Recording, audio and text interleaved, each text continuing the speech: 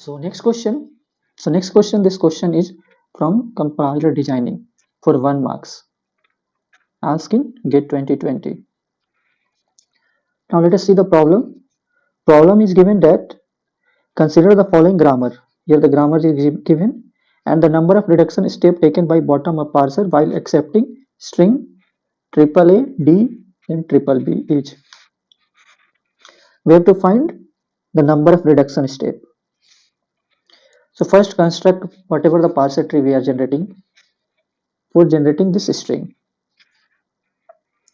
So initially we have given take this rule first as A as B, again A as B, again A as B. Finally this S reduced with this grammar S D.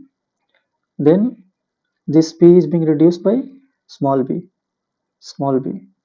B and B. So question is asking that the number of reduction steps. So what are the number of reduction steps? The first one is 1, this SCD we are getting, then here 2, then 3, 4, 5, 6, 7. So total 7 number of reduction step. So thank you.